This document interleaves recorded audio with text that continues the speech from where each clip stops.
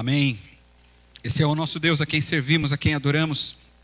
Que nós possamos continuar firmes em louvá-lo e engrandecê-lo em todo o tempo da nossa vida. Quero, nessa noite, fazer uma meditação com vocês. Uma outra coisa, no próximo domingo, nós também vamos iniciar uma série de mensagens. Na verdade, nós teremos em agosto o nosso mês da família. Então, nós vamos pregar, vamos dedicar esse tempo para orar e pedir a bênção de Deus sobre as nossas famílias. Nosso tema do mês será Deus, família e igreja. Como essas três coisas podem caminhar juntos. Como nós, servos de Deus, podemos com a nossa família celebrar ao Senhor na nossa igreja. Conduzir a nossa família, dirigir os nossos filhos aos pés de Cristo. Quero trazer mensagens sobre isso, tanto eu quanto o pastor Rodrigo e outros irmãos também que estarão aqui falando conosco neste mês. Tanto pela manhã como à noite, a gente vai sempre pensar nesse tema, então venha participar, venha ouvir a palavra de Deus ao seu coração nesses dias também. Mas hoje eu gostaria de pregar uma mensagem baseada no livro de Jonas. Eu preguei sobre um profeta menor há poucos domingos, não é? E agora eu quero pregar mais uma vez aqui num dos profetas menores, e aqui eu quero falar sobre Jonas. E eu quero começar lendo Jonas capítulo 2. Gostaria de convidar você a ler este texto junto comigo, e nós vamos entender a voz do Senhor para esse tempo. Vamos ler? Diz assim, pode colocando aí. Lá dentro do peixe, Jonas orou ao Senhor, ao seu Deus. Ele disse: em meu desespero clamei ao Senhor e ele me respondeu. Do ventre da morte gritei por socorro e ouviste o meu clamor. Jogaste-me nas profundezas, no coração dos mares. Correntezas formavam um turbilhão ao meu redor. Todas as tuas ondas e vagas passaram sobre mim. Eu disse, fui expulso da tua presença.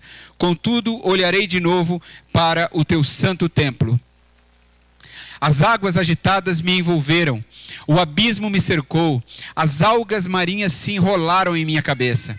Afundei até os fundamentos dos montes, a terra cujas trancas estavam me aprisionando para sempre. Mas tu trouxeste a minha vida de volta da cova, ó Senhor meu Deus. Quando a minha vida já se apagava, eu me lembrei de ti, Senhor, e a minha oração subiu a ti, ao teu santo templo. Aqueles que acreditam em ídolos inúteis desprezam a misericórdia. Mas eu, com um cântico de gratidão, oferecerei sacrifício a ti. O que eu prometi cumprirei totalmente. A salvação vem do Senhor. E o Senhor deu ordens ao peixe, e ele vomitou Jonas em terra firme. Amém? Muito bem. A gente olha para essa história de Jonas, eu não sei como é que você enxerga a leitura de Jonas, mas eu olho esse livro aqui e fico pensando, cara, se isso aqui não fosse Bíblia, eu ia dizer, isso aqui é surreal, não é? É interessante que existem alguns teólogos liberais que eles defendem uma tese de que essa história teria acontecido no período pós-exílico, né, quando Israel teria saído, porque não é muito certo o momento em que essa história aconteceu dentro do contexto bíblico. Então existem algumas divergências, embora há um apontamento de um texto. Mas algumas, então, seria no período pós-exílico, alguns acreditam. Outras pessoas acreditam também que essa história nem tenha acontecido, que talvez isso aqui seja uma fábula. Mas tem defesa bíblica para a história de Jonas. A primeira defesa, você vai ver, por exemplo, lá em 2 Reis, eu coloquei só para você me acompanhar. Eu acho melhor vocês passarem para mim aí, tá bom, Sara? Eu vou avisando, tá? 2 Reis, capítulo 14, versículos 23 a 25, diz assim: no 15º ano do reinado de Amazias, filho de Joás, rei de Judá, Jeroboão, filho de Jeoás, veja que está colocando um tempo, rei de Israel, tornou-se rei em Samaria e reinou 41 anos. Ele fez o que o Senhor reprova e não se desviou de nenhum dos pecados de Jeroboão, filho de Nebate, que o filho de Nebate levara a Israel a cometer. Foi ele quem restabeleceu as fronteiras de Israel, desde Leboamate até o mar de Arabá, conforme a palavra do Senhor Deus de Israel, anunciada pelo seu servo Jonas, filho de Amitai, profeta de Gat-Hefer. Quando você começa a ler Jonas, você vai ver que lá diz que Jonas é filho de Amitai. Então há uma referência bíblica dele em outro local. O outro texto que a referência a Jonas é talvez até mais forte do que esse, porque são palavras de Jesus. Lá em Mateus capítulo 12, versículos 38 a 41, diz assim: Pode colocar, Jesus cita o Jonas, né? Quando ele fala que Jonas esteve 3 dias e 3 noites no ventre de um peixe, na mesma forma como o Filho do Homem se levantará do túmulo em 3 dias. Né? Ele diz, então alguns dos fariseus e mestres da lei lhe disseram, mestre, queremos ver um sinal miraculoso feito por ti. E ele respondeu, uma geração perversa e adúltera pede um sinal miraculoso. Acho interessante, né, o jeito que Jesus fala, né? Olha como ele começa, né? Uma geração perversa e adúltera pede um sinal miraculoso. Mas nenhum sinal lhe será dado, exceto o sinal do profeta Jonas. Pois assim como Jonas esteve 3 dias e 3 noites no ventre de um grande peixe, assim o Filho do Homem ficará 3 dias e 3 noites no coração da terra. Os homens de Nínive se levantarão no juízo com essa geração e a condenarão, pois eles se arrependeram com a pregação de Jonas, e agora está aqui aquele que é maior do que Jonas. Interessante isso, não é? Veja que o próprio Jesus faz a citação. Interessante a gente pensar sobre isso, sobre esse texto, porque quando nós estudamos a Bíblia, a gente sempre ouve a respeito de Jonas, de que ele foi um profeta medroso, um profeta covarde. Alguns o chamam até de o profeta fujão. Já ouviram essa expressão? Não é? Quando era criança, eu aprendi assim na igreja, que se desviou de todas as formas possíveis e imagináveis de cumprir a missão que Deus tinha designado para ele. Mas eu creio que a história desse profeta tem muito mais do que isso a nos ensinar, e vai levar a gente a certamente conclusões surpreendentes. Uma vez eu sentei para ler Jonas e eu li 10 vezes em seguida. Não é nenhum feito grandioso, porque Jonas é pequenininho, só tem 4 capítulos, né? Dá para ler numa sentada mesmo, né? Quase que não precisa nem sentar para ler, né? E aí eu li 10 vezes em seguida. E ao ler 10 vezes, algumas coisas vieram à minha mente, e isso se transformou numa pregação. Então, não existe como a gente negar que Jonas foi o mais estranho de todos os profetas. Não é? Eu acho que você concorda comigo ao ler essa pequena história. A mensagem de Jonas, ela produziu o efeito até naqueles que não o ouviram diretamente. É uma coisa impressionante. No entanto, nenhum pregador na história foi tão bem sucedido como Jonas. Sabia? Você sabia que nenhum outro pregador, não se tem notícia na história da Bíblia, quer vivo e quer morto, que tenha tido tanto sucesso como Jonas? Não tem. Nem mesmo, preste atenção no que eu vou dizer, nem mesmo o próprio Jesus foi tão bem sucedido como ele. Porque muitas pessoas se opuseram à pregação de Jesus também. Olha que interessante, você quer conhecer a história de um pregador com um sermão impactante? Então eu vou mostrar para vocês a história de Jonas. A maioria de nós pregadores, pessoas como eu, nós trabalhamos mesmo duramente para obter bons resultados, e nem sempre a gente tem sucesso naquilo que a gente busca fazer, não é? Muitas vezes eu me sinto frustrado. Eu chego em casa, às vezes, eu estou na semana pensando e falo, por que não dá certo? Por que não aconteceu? Eu queria que fosse assim, e não é, e eu fico frustrado muitas vezes, não é? E eu tenho já particularmente, né, abrindo o coração, eu já tenho uma tendência, uma batalha interior comigo assim, as pessoas que convivem comigo, e eu falo isso sem receio, eu tenho já um pensamento negativo que fica aqui falando na minha mente constantemente. Eu tenho uma luta pessoal, não é? Eu tenho algumas batalhas emocionais. Então, é interessante a gente pensar sobre isso, porque eu não sou o único. Muitas pessoas vivem assim, e muitos pastores, muitos pregadores estão assim. De vez em quando a gente tem que conversar com alguém, com um outro pastor, para falar, me socorre, né? A minha cabeça está me deixando, eu estou pirando, né? Eu estou pensando coisas aqui, né? Eu estou me achando o pior dos seres humanos, o pior pastor do mundo. Agora, é interessante como a gente trabalha, apesar das nossas fraquezas, dessa nossa cabeça pensar assim, a gente sempre trabalha em prol de ter sucesso naquilo que a gente quer fazer. Eu não quero fracassar aqui como pastor. Eu quero, quando me aposentar aqui, olhar para trás e dizer assim, completei aquilo que Deus tinha para mim. Esse é o meu projeto, esse é o sonho da minha vida. Agora, olha que interessante, Jonas, ele trabalhou duramente para não ter bons resultados. Jonas não queria bons resultados. Jonas é o cara que queria que desse tudo errado. Para ele, enquanto mais errado, melhor era, não é? Mas ele teve um tremendo sucesso apesar da sua atitude. Então é assim, ó. Imagina a situação, eu chego aqui prego, aí vou para minha casa e falo assim, nossa, mas hoje eu fui mal demais. Já aconteceu isso comigo. Nossa, hoje eu fui mal demais. Meu Deus, por que eu falei aquilo? Que frase que eu soltei? Que coragem de falar um negócio desse? Hoje fui um fracasso, não é? E aí alguém depois liga, pastor, fui abençoado pela sua palavra. Então manda uma mensagem no meu WhatsApp ou no Instagram, sei lá, da igreja, fala assim, essa noite fomos abençoados pela palavra. Eu falo, meu Deus, e eu achei que eu fui horrível, não é?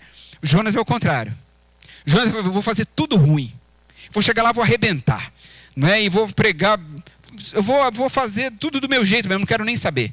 E deu tudo certo. Tomara que dê tudo errado, e deu tudo certo. Então Jonas é exatamente o contrário daquilo que a gente busca. A gente também pode afirmar que as orações de Jonas, elas são pouco convencionais para um profeta de Deus. Olha, por exemplo, aí, eu fiz uma paráfrase aí de Jonas capítulo 4, versículos 1 a 3. Não é exatamente como está lá, mas é isso que ele quis dizer. É assim, olha, é a oração dele para Deus. Eu sabia que vir a Nínive pregar destruição seria uma enorme perda de tempo. É ele falando com Deus.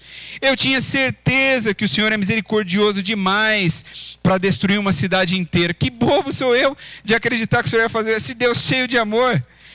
Vim à toa pregar nesse lugar, para pregar o juízo, se sei que se eles se arrependerem, o Senhor não irá puni-los. Então não tem a menor graça, eu venho aqui, arrebento, não dou uma martelada pregando, eu dou uma marretada, e aí o Senhor vem aqui e ajeita tudo. Que enorme perda de tempo, não é? Eu odeio esses caras, e o Senhor vai perdoar todo mundo. A história nos conta ainda que Jonas fugiu da presença de Deus para um navio que seguia para Tarsis, uma determinada cidade. E Jonas certamente sabia que Deus poderia vê-lo onde quer que ele estivesse. E mesmo assim fugiu. Jonas não é bobo. Jonas é um profeta de Deus. Ele é um homem de Deus. Ele conhece a lei de Deus. Ele conhece o grande eu sou. E ele sabe que não dá para fugir da presença de Deus. Mas eu vou fugir assim mesmo. O Senhor está aqui, mas eu vou virar as costas mesmo. O Senhor está me mandando para lá, mas eu vou para lá. A geografia, os estudiosos da geografia bíblica dizem que Tarsis ficava diametralmente oposto da direção de Nínive. Então, eu acho que ele chegou ali, né, no guichê para comprar a sua passagem, não é? E aí ele perguntou assim para o vendedor, né, para o cara que vendia os bilhetes, falou assim, qual é a passagem que você tem aí para o lugar mais distante de Nínive? De Nínive? Vê aí, por favor. Aí o cara abriu o mapa, olhou, tal. Ô, Zé, vem aqui. Qual que é a passagem mais distante que a gente tem aqui de Nínive? O cara de mais experiente, mais tempo de trabalho que ele, de lá nem olhou no mapa, o cara de cabeça sabia. Tarsis é o mais longe que a gente tem. É Tarsis, mano, só que é a mais cara que tem aqui. Não importa, é essa aí que eu quero. É mais ou menos assim que Jonas fez, não é? Não está na Bíblia, tá, gente? Isso aqui eu estou inventando, tá bom? Mas é mais ou menos isso. Jonas sabia. Ele sabia que Deus poderia estar em todos os lugares. Que Deus poderia vê-lo onde ele estivesse. Mas ele compra, eu quero essa daí mesmo. Não, mas essa aqui são só 20 moedas de prata. A para Tarsis é 200, eu quero essa daí, né? O cara acabou com as suas economias para fugir da presença de Deus. É interessante a gente pensar sobre isso. Então, na verdade, eu acho que Jonas não quis mesmo fugir de Deus, mas ele quis deliberadamente ser do contra. E decidiu, de forma resoluta, não fazer a vontade de Deus. Isso não é uma coisa impressionante? Humanamente falando, gente, eu não tiro a razão de Jonas. Não tiro. Eu não sei se você já parou para estudar a Bíblia e estudar a história bíblica, mas o fato é que o povo para quem Jonas ia pregar era o povo de Nínive. O povo de Nínive eram os assírios. Os assírios foram os povos que dominavam o império, à época, o mundo de então, e eles dominavam os povos, inclusive Israel. Eles eram terríveis. Eles saqueavam cidades, queimavam os lugares, faziam escravos, estupravam mulheres, matavam homens, mulheres, crianças. Eles eram cruéis, eles levavam os seus prisioneiros e aí eles colocavam os prisioneiros no lugar enquanto eles descansavam. E a diversão deles, o passatempo deles era, por exemplo, fincar as lanças com a ponta para cima na terra.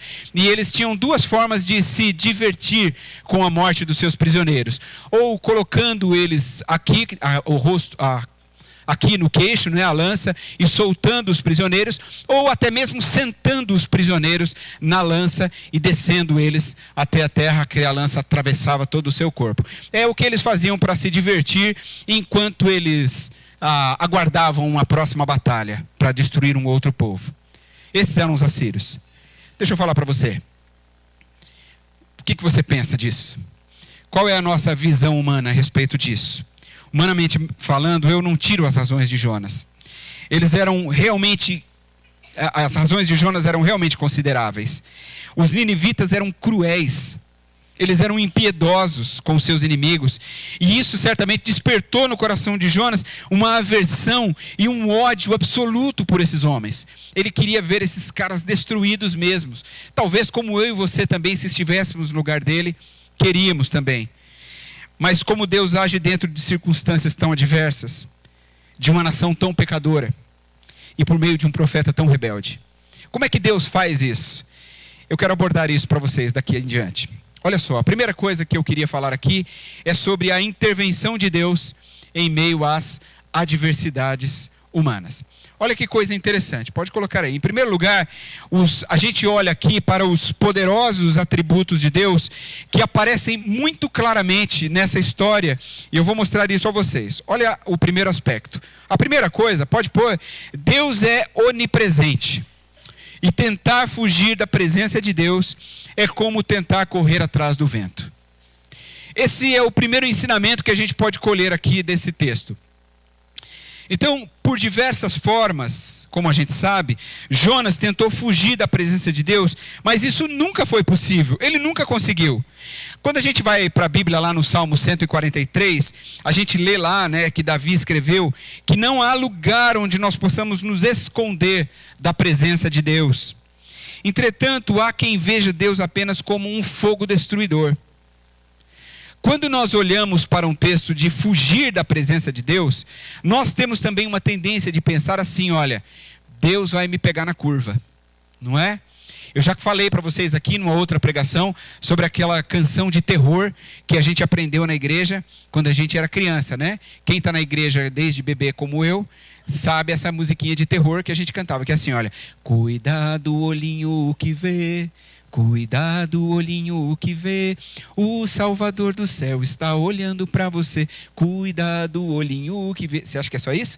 Cuidado boquinha o que fala, depois cuidado mãozinha o que pega, e ainda cuidado pezinho aonde pisa. Eu não estou dizendo que essa música não possa ser para a gente uma lição de tomar cuidado mesmo do nosso procedimento, mas por outro lado, ela também não deixa de ser uma música de terror, na medida em que você vê um Deus destruidor, porque a mensagem que era passada para mim é o seguinte, muito cuidado, hein? Deus vai te fulminar, não é? Eles não falavam assim para mim porque eu era criança e eu não ia dormir à noite, mas a ideia que me vinha à mente meio que era essa mesmo. E talvez nós crescemos com essa ideia de que Deus é um fogo destruidor, e não que ele não seja, mas que ele está pronto para nos fulminar na primeira mancada que a gente der, não é? Então, quando nós olhamos para esse texto, a gente tem que olhar o amor de Deus e como Deus trabalha em toda a história. Lembre-se que Deus vai levar uma mensagem pelo seu profeta para tentar a redenção de um povo. Ele é um fogo destruidor, sim, mas ele está dando uma oportunidade para a remissão daquelas pessoas. Por isso, Deus é onipresente, e tentar fugir da sua presença é como tentar correr atrás do vento. Então, o olhar de Deus constante deve ser encarado não como uma perseguição de um Deus cruel, mas como uma belíssima proteção de amor expressa nas suas ações em nosso favor. Amém? A outra coisa que eu vejo aqui nesse texto, pode colocar para mim, é de que Deus é onipotente, e opor-se ao seu propósito é a mais insensata das decisões. Deus, ele tinha um objetivo, e Jonas tentou fugir dele por diversas vezes. Quando nós pensamos na figura do oleiro, lembra-se da figura do oleiro, lá na profecia de Jeremias, e de que nós somos o barro, e que Deus pode nos moldar conforme ele quer, não há como opor-se ao poder de Deus que atua em nós. Deus está nos moldando da maneira como ele quer. Então, é bom lembrar que ele também pode fazer as coisas por nós, em nós, através de nós, mas Deus também pode fazer sem nós. Você pode perder a oportunidade, como preguei da última vez que falei aqui, que já faz tantos domingos que eu já nem lembro, né? Acho que uns 2, 3 domingos atrás, né? Que eu dizia exatamente isso, não ficar de fora daquilo que Deus está fazendo neste mundo, não é? Mas o fato é que quando nós olhamos para isso aqui, nessa onipotência de Deus, e de que Deus pode fazer todas as coisas, mas ao mesmo tempo Deus quer nos colocar neste negócio. Isso é maravilhoso. É interessante pensar como Jesus é o próprio Deus, e ele desce em forma de homem para contar com a ajuda de homens, para contar com a colaboração de homens e mulheres que caminharam ao seu lado e fizeram todo aquele ministério que chegou até nós hoje. É interessantíssimo pensar como Deus escolhe homens e mulheres falhos como eu e você para cumprir o propósito dele. Como Deus escolhe gente ruim como eu e você para o grande privilégio de servir em sua obra. Deus é onipotente, Ele sabe de todas as coisas, Ele tem o poder sobre todas as coisas. E Ele usa as nossas vidas. Assim como Ele usou a vida de um profeta tão estranho como o profeta Jonas. E eu fico muito feliz, porque vendo Deus usar a vida de Jonas, eu olho para mim e falo, então eu tenho esperança, não é? Deus pode usar também a minha vida e pode usar a sua também, fique tranquilo. A terceira coisa que eu vejo aqui nesse texto é que Deus é onisciente. Esse é um outro atributo importante de Deus. E tentar esconder-se dele é a mais pura tolice. Jonas, ele sabia que Deus conhecia tudo e ainda assim tentou fugir do propósito para o qual havia sido designado para cumprir. Isso é impressionante. Ele era um profeta de Deus e ele foge do Deus que o chama. Deus dá a missão e ele foge da missão. Deus dá a ordem e ele foge da ordem. Deus dá a pregação e ele não quer pregar essa pregação. Só que não há como enganarmos a Deus. Jonas não conseguia enganar a Deus. Eu não consigo. E você também não consegue enganar a Deus. Ele sonda as nossas motivações. Eu vou dar 2 exemplos bíblicos. O primeiro é aquele da ceia. Não é? Quando diz assim, quando Paulo, né, fazendo uma reflexão a partir do sacrifício de Jesus e da ceia celebrada por Jesus pouco tempo antes da sua morte, Paulo faz a sua reflexão brilhante, não é? E na sua reflexão escrita ali em Coríntios, que sempre lemos na celebração da ceia do Senhor, ele diz assim: examine-se o homem a si mesmo, e então coma do pão e beba do cálice, porque quem come e bebe para a sua própria condenação. Não é? Por que Paulo diz isso? Porque ele está dizendo o seguinte: sonde as suas motivações. É por isso que quando você vai participar da ceia do Senhor, e às vezes você está com algum problema a ser resolvido, então antes, eu acredito que muitos sempre pensaram assim: não, como eu discuti com uma pessoa, então eu não posso participar da ceia. Eu não acredito que seja isso que Paulo esteja dizendo, porque ele está propondo sondarmos a motivação do coração. Não é isso? Examine-se o homem a si mesmo e então coma do pão e beba do cálice. O que é o exame? E em seguida já comer o pão e o cálice. O exame é exatamente você perceber, entender a sua falha e em seu coração tomar a decisão da mudança. Porque tudo começa no nosso coração, não é? A fonte da nossa vida, como disse Jesus. Dele procedem as fontes da vida. Então eu entendo, na minha forma de ver, é assim: se você está com algum problema com alguém, vamos supor, e você precisa resolver isso, você diz assim: eu não vou tomar a ceia por causa desse problema. Ok, se ao sondar o seu coração, você entendeu que você precisa primeiro resolver para depois tomar a ceia, fique à vontade em agir assim. Você está sondando a sua motivação. Mas se ao mesmo tempo você decidiu, neste momento eu decido acertar isso em nome de Jesus, e aí você pode participar da ceia, porque Deus sonda as suas motivações. É óbvio que você fez um compromisso com Deus. Saindo daqui você vai atrás de resolver isso, o mais rápido que você puder.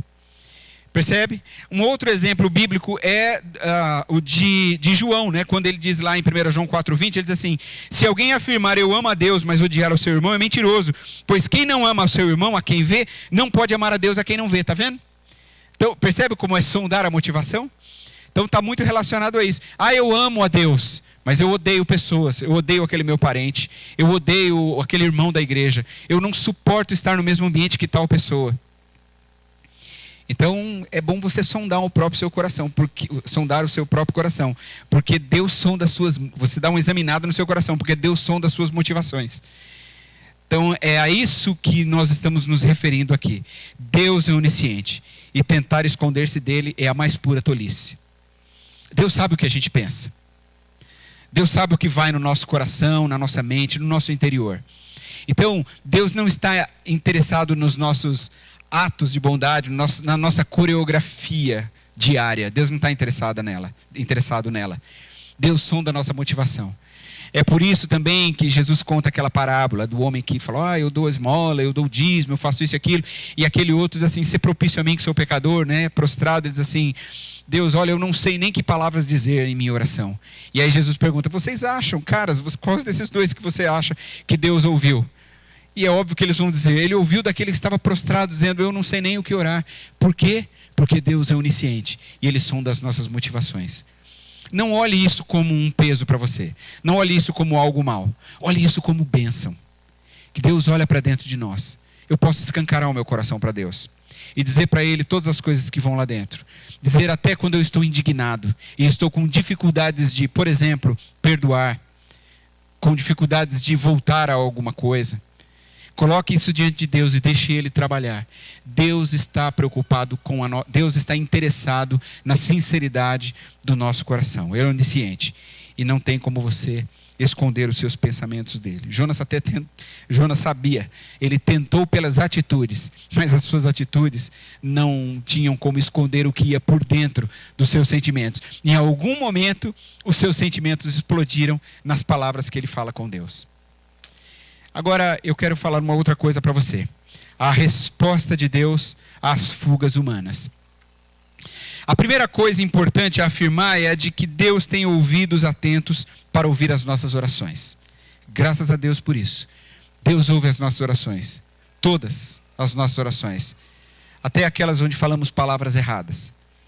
Até aquelas orações onde não temos muito conhecimento bíblico. Deus ouve até aquelas orações cheias de palavras difíceis. Aquelas orações bem bonitas. Deus ouve a oração do pastor, mas Deus ouve a oração das ovelhas. Deus ouve as nossas orações. A gente deve sempre se lembrar disso. Deus ouviu as orações dos marinheiros que estavam no barco em que Jonas tentou fugir para Tarsis. E Deus poupou aqueles marinheiros. Deus ouviu o clamor de Jonas no ventre do grande peixe e o colocou de volta na praia, só que em Nínive. Deus ouviu o clamor dos ninivitas e o salvou de uma destruição iminente. Percebe? O livro de Jonas tem 4 capítulos com várias orações. Deus ouviu e respondeu com seu amor a todas as orações. E Deus continua fazendo isso. Ele continua ouvindo e respondendo a todas as orações. Deus também ouviu a oração de Jonas no ventre do peixe, como eu já disse. Na verdade, ali Deus dá uma cartada no profeta Jonas. É o texto que a gente leu, o capítulo 2 de Jonas. Na oração de Jonas, a oração de Jonas ela é composta de palavras refletidas a partir de uma mente que compreendeu esse mover absoluto e soberano de Deus diante de toda a situação. Jonas finalmente entendeu. Então, assim, essa compreensão que nós devemos ter é a de que Deus aqui agora coloca o profeta não somente no mais profundo dos mares, mas também no mais profundo do discernimento humano. Sabe aquele momento em que você entendeu? Aquele momento que Deus falou ao seu coração e você sentiu-se tocado, movido, e você realmente entendeu, Deus está falando. Deus está mudando, Deus está transformando as coisas. É aquele momento do discernimento humano, é aquela coisa entre a vida e a morte. Você consegue entender que Jonas está entre a vida e a morte? Você pode imaginar Jonas no ventre do peixe? Não é? Você já esteve dentro do ventre de alguma coisa? Alguém já comeu alguma coisa viva aqui e perguntou para aquilo que estava dentro da sua boca como é que aquilo estava se sentindo? Jonas estava assim, dentro daquela meleca toda, escorregando para lá e para cá, talvez aquele cheiro horrível, e uma escuridão terrível, de vez em quando dando umas afogadas, não é? Com aquele grande peixe engolindo aquela água toda, sei lá.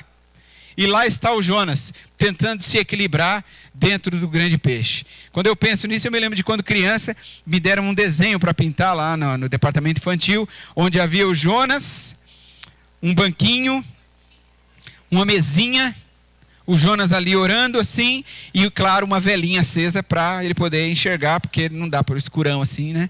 E ali está o Jonas. Já pintaram uma imagenzinha assim quando eu era criança, não sei se vocês se lembram, mas era assim que eu recebia. Gente, não é, gente. Essa não é a história de Jonas. Essa é a história do Pinóquio e do Gepeto. Essa é outra, tá bom? Essa história aqui não tem nem banquinho, nem mesa e nem vela, tá bom? Então, é interessante a gente pensar. E Jonas está num limite em que ele pode morrer.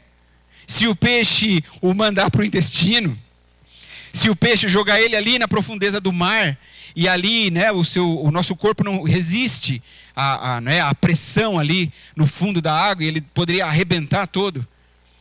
Ou, mesmo que nadasse tentando chegar à superfície, se o peixe estivesse nas profundezas, como diz a oração, né? Nas profundezas do mar ele fala, não teria fôlego para nadar e chegar vivo até em cima. Ou seja, Jonas está à beira da morte mesmo. É nesse momento, nesse limiar, nesse momento entre vida e morte, entre céu e inferno, que Deus abre a visão de Jonas a fim de mostrar a grandeza do seu amor pelo homem. E nós vemos isso na oração de Jonas, nos versículos 6 e 7. Pode colocar aí, olha o que ele diz. Afundei até os fundamentos dos montes. Sabe aquelas montanhas que estão nas águas e ele pode ver o fundo das montanhas? A terra cujas trancas estavam me aprisionando para sempre. Mas tu trouxeste a minha vida de volta da cova, ó Senhor meu Deus. Está vendo? Olha, eu estava morto. E o Senhor me traz a vida de novo. Quando a minha vida já se apagava, eu me lembrei de ti, Senhor. E a minha oração subiu a ti, o teu santo templo. Interessante essa reflexão, né, do templo. O templo para o judeu, né, na época de Jonas, é a representação clássica da presença do próprio Deus. Já que falamos aqui de onisciência, onipotência e onipresença. Muitas vezes é assim que Deus faz conosco também. Parece que às vezes Ele tem que nos colocar de cara com algo terrível para que abramos os nossos olhos e enxerguemos o seu propósito. Sabe que talvez você está orando aí por alguém que está tão distante de Deus, que já esteve com Deus, mas que hoje está extremamente distante de Deus. Continue orando por essa pessoa. Vou usar um termo aqui. Talvez vai precisar que Deus chegue o choque nessa pessoa mesmo, para que ela realmente acorde, abra os seus olhos. Talvez um grande peixe vai ter que engolir essa pessoa. Ela vai ter que passar por privações terríveis para que ela possa abrir o seu coração e voltar-se para Deus. Portanto, não desista de orar, porque aqui no livro de Jonas, todas as orações foram respondidas e a sua oração não é melhor e nem pior do que a desses homens. Deus pode ouvir também a sua oração. Então, que a gente possa aprender a obedecer à voz de Deus e o chamado de Deus quando nós o ouvimos falar conosco. Não fuja de Deus. Por falar no chamado de Deus, é sobre isso que eu quero falar agora. O chamado de Deus.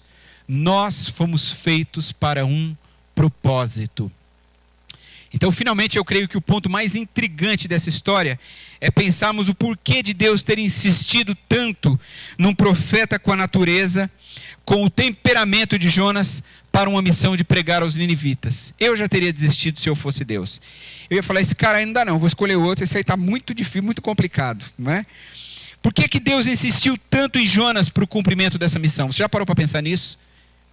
Por que Deus não deixou de lado esse homem e escolheu outro profeta no meio daquele povo? Será que em Israel não tinha um outro crente bem bom para Deus poder mandar para fazer aquela pregação no lugar de Jonas?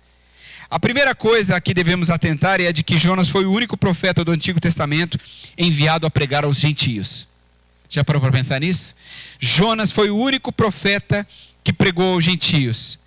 Nós temos Obadias, por exemplo, que profetizou contra Edom, o povo de Esaú, irmão de Jacó, que eram inimigos de Israel, viviam em cavernas. Mas ele profetizou contra, sem sair. Agora Deus manda Jonas como um missionário para ir até lá, aos gentios. É a primeira missão transcultural da história da Bíblia, por assim dizer, por meio de pregação, é a de Jonas. E quando nós lemos atentamente a história de Jonas, é que nós concluímos, sabe o quê? Que Deus nunca erra, nunca falha nas suas escolhas, nunca. Portanto, se Deus escolheu você para fazer uma missão, acredite, é você mesmo a quem Deus quer. Eu escrevi um texto e postei sobre isso essa semana, quando eu meditei nisso.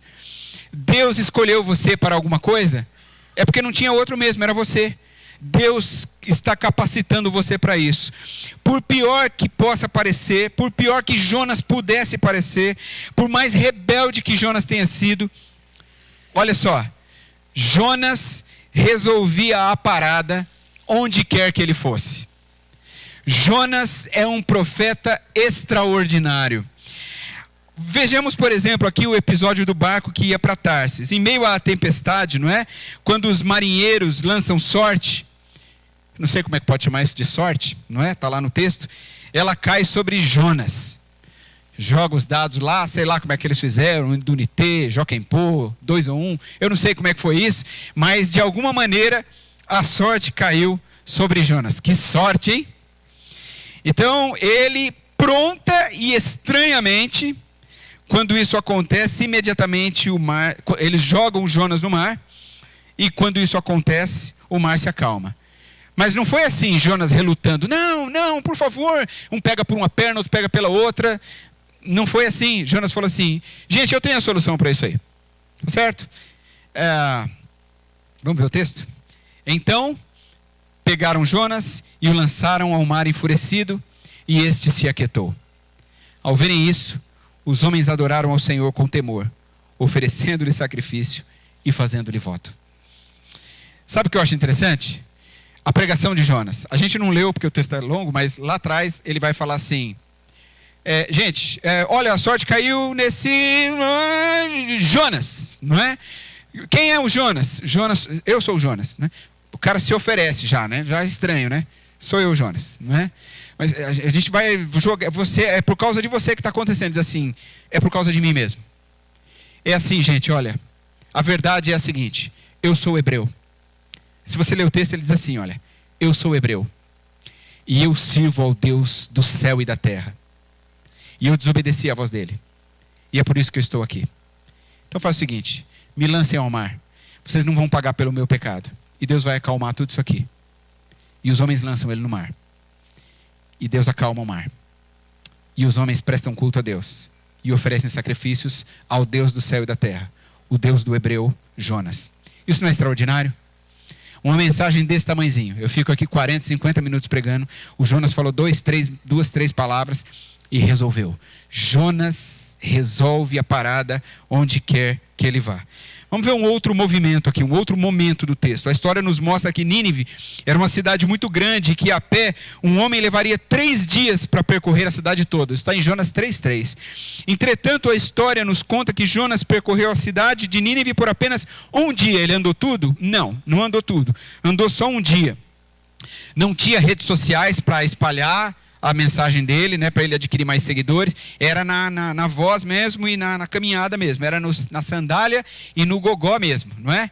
E aí ele percorreu a cidade de Nínive por apenas um dia, pregando a destruição e o juízo de Deus. E qual foi o resultado? Olha o texto, o que é que vai dizer. Jonas entrou na cidade e a percorreu durante um dia proclamando. Essa é a pregação. Daqui a 40 dias, Nínive será destruída. Pronto, acabou. Não falou nem amém. Nem que a graça do Senhor Jesus, nada, só isso. Os ninivitas creram em Deus. Pronto. Você já parou para pensar nisso? Daqui a 40 dias, Nínive será destruída. Quem está com Deus aí? Todo mundo, a gente está. Acabou, não é? Proclamaram jejum. Gente, isso aqui é do povo hebreu. E todos eles, do maior ao menor, vestiram-se de pano de saco. Quem é que faz isso? O povo de Deus. Quando as notícias chegaram ao rei de Nínive, ele se levantou do trono, tirou o manto real, humilhou-se diante de Deus. Lembra do faraó? Quem é o Deus de Israel para se levantar contra o faraó? Esse aqui, ele tira o manto real, se humilha diante de Deus, vestiu-se de pano de saco e sentou-se sobre cinza. Então fez uma proclamação em Nínive, por decreto do rei e de seus nobres: não é permitido a nenhum homem ou animal, bois ou ovelhas, provar coisa alguma. Não comam, nem bebam. Cubram-se de pano de saco homens e animais, e todos clamem a Deus com todas as suas forças. Deixem os maus caminhos e a violência. Olha, parece um pregador. Deixem os maus caminhos e a violência. Talvez Deus se arrependa e abandone a sua ira, e não sejamos destruídos. Isso não é extraordinário? Você notou de novo?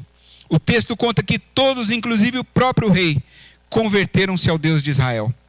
Ou seja, Jonas nem precisou andar os 3 dias na cidade para que todos se convertessem ao Senhor. Deus insistiu em Jonas. Ele era um vocacionado. Ele tinha um chamado na sua vida.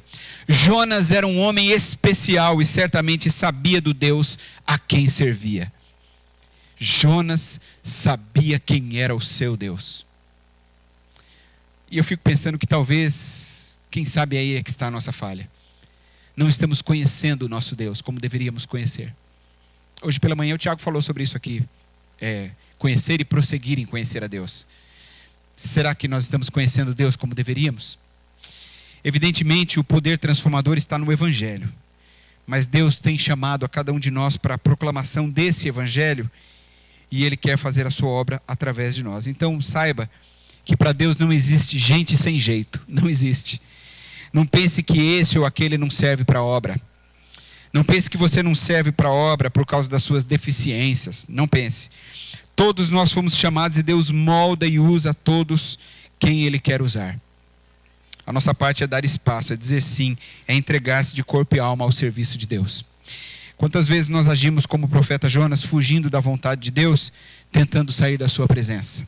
Quantas? Quantas vezes nós abandonamos os desafios que Deus coloca na nossa frente?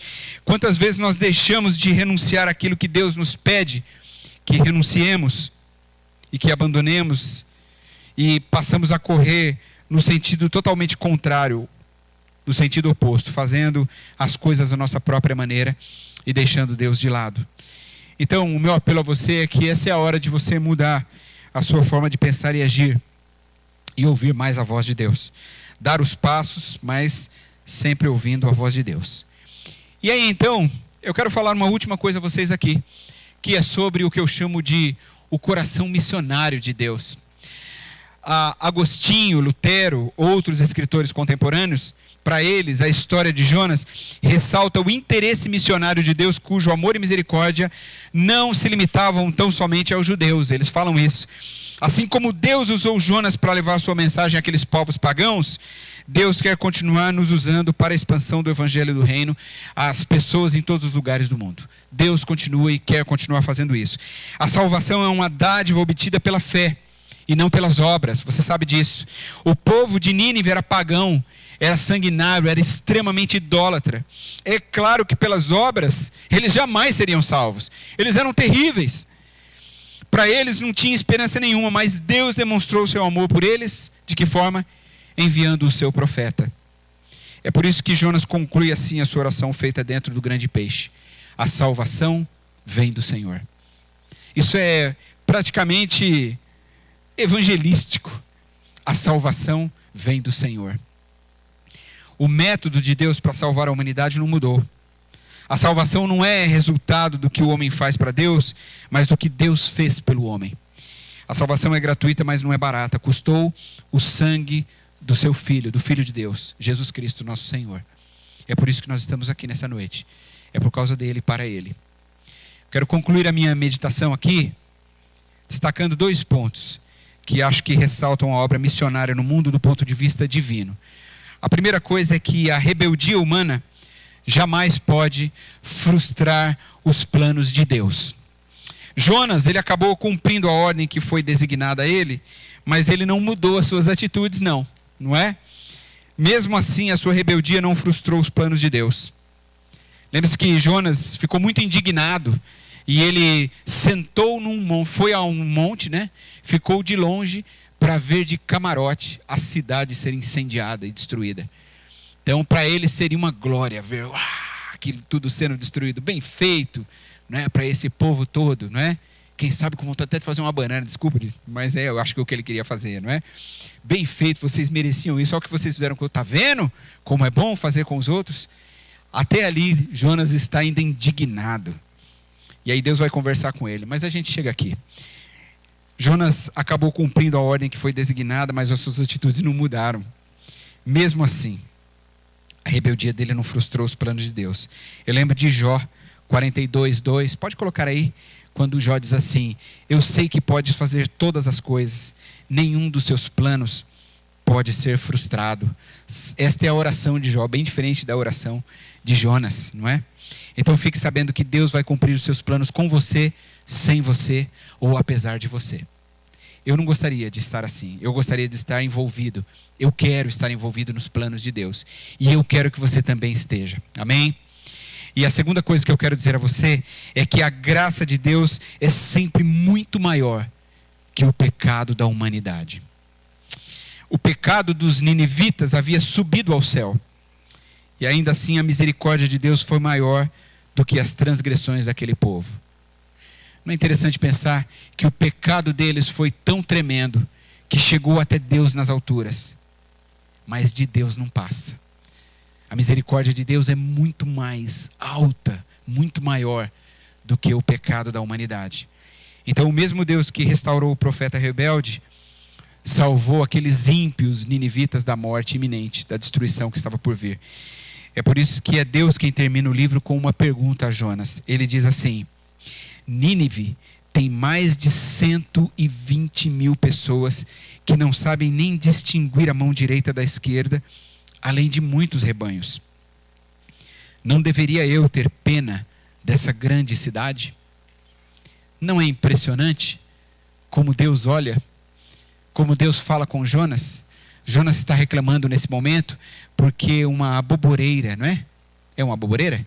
Uma árvorezinha que cresceu e fez sombra para ele, e um verme veio rapidamente, comeu e a árvore secou, e o sol estava tremendamente forte, e ele fica muito bravo. Eu acho que Jonas talvez era curitibano, e ele gostava mais do frio, e aí aquele sol queimando a cabeça dele, ele falou: mas que droga, esse sol miserável queimando aqui a minha cabeça.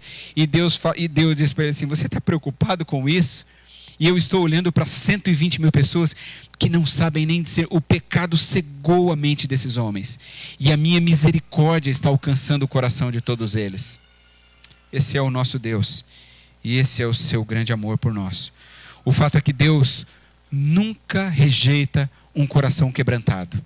Nunca.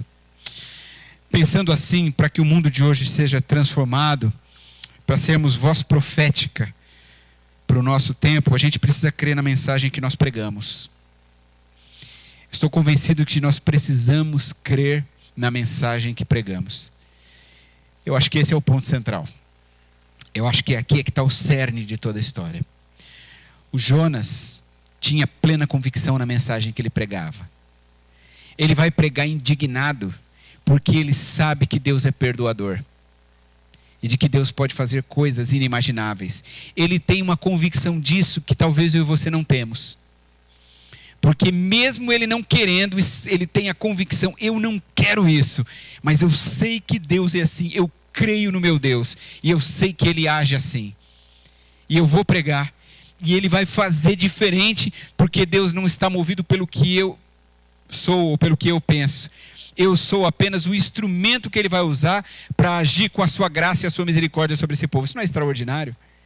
Num tempo em que nós temos super pastores, apóstolos intocáveis, olhar para um homem como esse e ele dizer o seguinte: eu sou só um instrumento que Deus vai usar para transformar esse grande povo. É como o apóstolo Paulo escreveu em Romanos 10,14, e é com esse texto que eu quero encerrar: como, pois, invocarão aquele em quem não creram? E como crerão naquele de quem não ouviram falar? E como ouvirão se não há quem pregue? E como pregarão se não forem enviados? E aí eu coloquei uma frase aí, seguindo esse mesmo pensamento do texto. Será que nós não poderíamos dizer: e como crerão se nós não formos convictos da mensagem que pregamos? Eu queria desafiar você nessa noite a ser um profeta como Jonas. Não do aspecto rebelde de Jonas, mas do aspecto convicto, do homem que acreditava no seu Deus, no homem que pregava a mensagem até que ele não queria pregar. Sabe quando Deus dá a palavra ao homem, e não é a palavra que ele gostaria de dizer, mas é a palavra que ele diz porque é Deus que está dirigindo o seu coração? Então eu acredito que é isso que nós devemos buscar, essa convicção no nosso Deus, essa confiança no nosso Deus. Nós devemos acreditar no nosso Deus, o sacrifício que Ele fez por nós, a mudança da nossa vida, o extraordinário que aconteceu em nosso interior. Deus quer continuar fazendo na vida de muitas pessoas. O mundo está aí, cheio de perdição. É como dizer assim, o mundo está cheio de ninivitas também. Pessoas que estão vivendo da sua própria maneira, debaixo de perversidade, de violência, de idolatria, de imoralidade. E nós somos a voz de Deus para o mundo. Nós devemos ter a mensagem. Nós temos a mensagem e nós devemos crer com todo o nosso coração nessa mensagem que pregamos, convictos daquilo que Deus quer fazer por nós, por meio de nós e através de nós. Então a minha oração a você nessa noite é que Deus o abençoe e que Deus mude o nosso coração e que nós sejamos crentes convictos, decididos por fazer a vontade de Deus. Amém? Eu quero convidar você a ficar em pé. Nós vamos cantar uma canção.